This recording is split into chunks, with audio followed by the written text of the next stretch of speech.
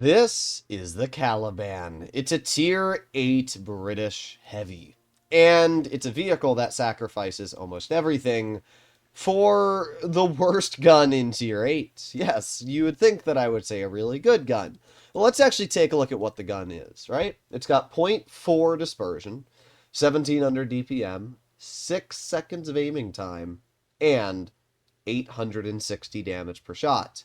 So what you're working with here is basically the highest alpha in tier 8 in a gun that has no accuracy, terrible aiming time, some of the worst on movement dispersion in tier 8, and don't even get me started on the shell velocity. This vehicle's shell velocity is truly awful. So, what exactly does the Caliban do? Well, it goes 30 kilometers per hour. It has zero armor. It has, yeah, that's it. That's basically think of a moving potato with a derp gun that can ruin your game in one shot. Unlike the FE2 and 5B 183, I actually don't find the Caliban to be a toxic tank. Because, sure, the Caliban has its moments where it can destroy a tier 7 in one shot, potentially, and it has its moments where it can deal an insane amount of damage to even tier 8s. But you have to remember that the Caliban also sacrifices everything. It has no mobility, it has no armor, and unlike the 183, it can't camp and spawn. And it doesn't have good DPM or penetration, right? The 183 has over 320 millimeters of AP pen. That's stupid. The Caliban is not a premium or not a, a tank destroyer, so it doesn't have the ability to butter through armor like the 183. 230 mils of AP pen, it's all right, but it's definitely nothing amazing. It's enough to get through, most tier 8s in their weak spots. That's a big difference between, the Caliban and the 183. And it's not just that, it's the fact that this is heavy. It's not a tank destroyer. It doesn't have camo values.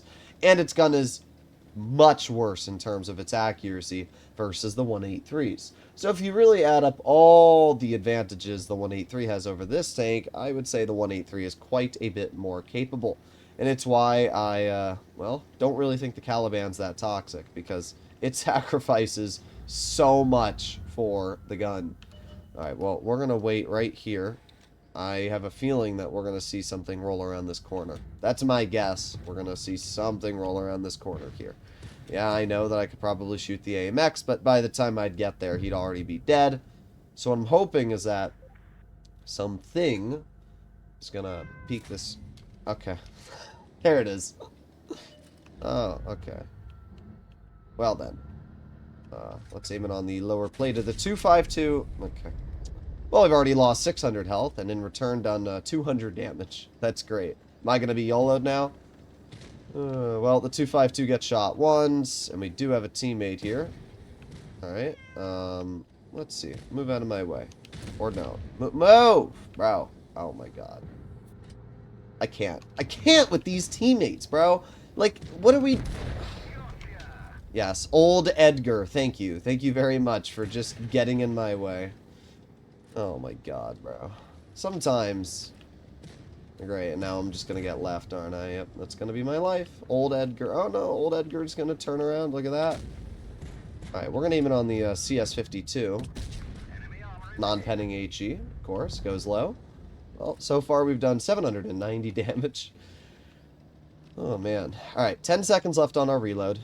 And maybe I should just shoot the E10 in the lower plate. That's my goal here. So let's reload. 3, 2, 1, and you know what? Oh, 964. That's a pretty big juicer there. I won't lie. That's a big old juicer.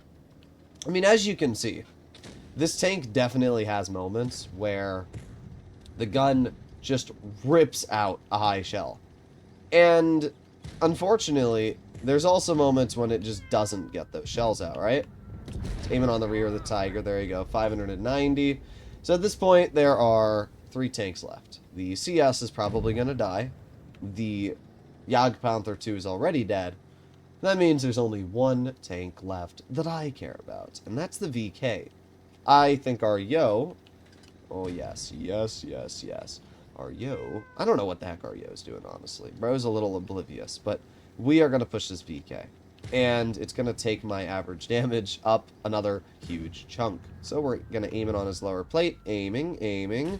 There you go. 903 damage.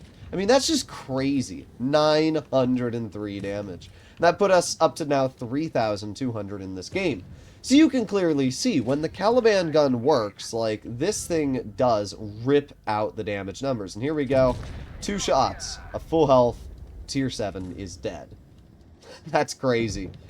But we can obviously say that the VK was just not also the best player ever, right?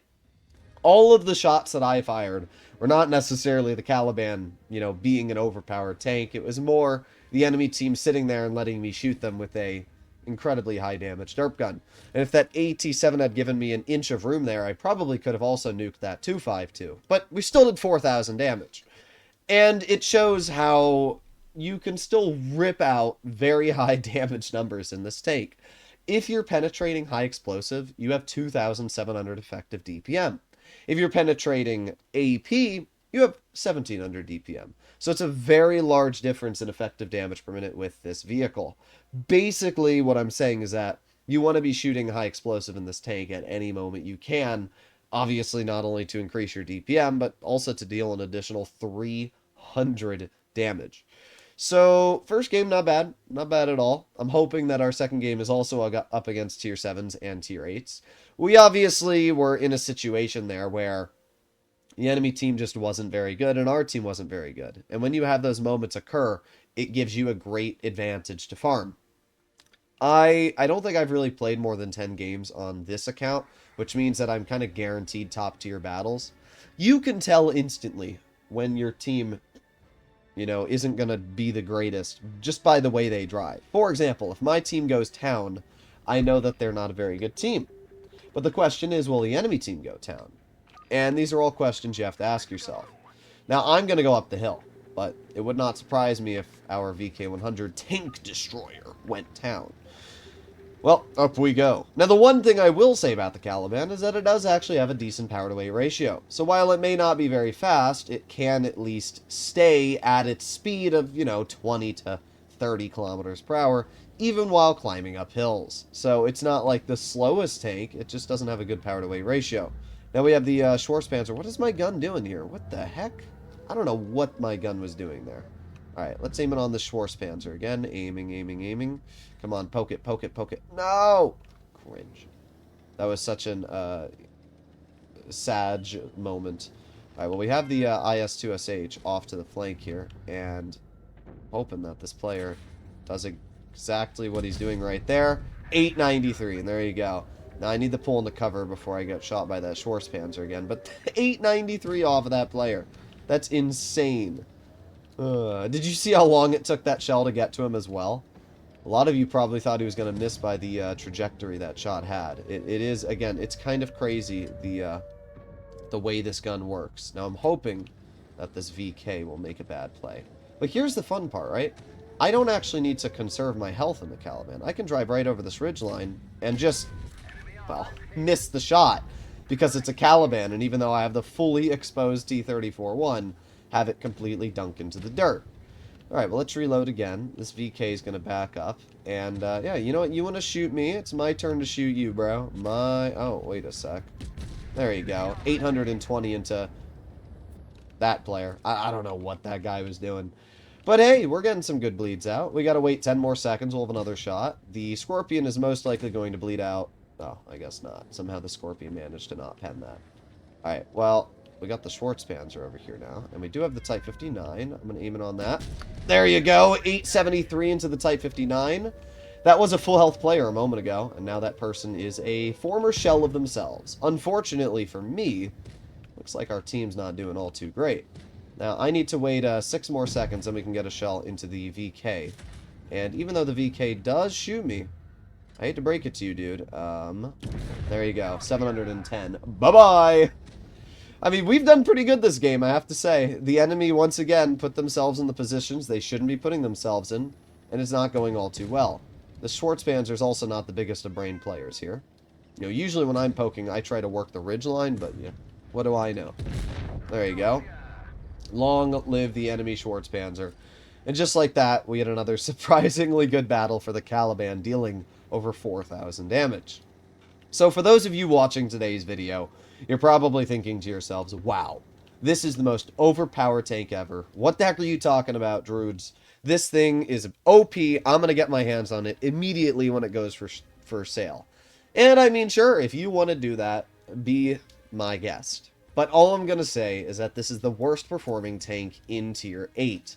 And it's because, while the gun did work for some of these moments here, this was also because the players I was fighting were not the sharpest tools in the shed, is really the best way to say it, right? This tank is a vehicle which sacrifices everything for the gun. And if that gun doesn't work, well, then you've sacrificed basically everything for no advantage.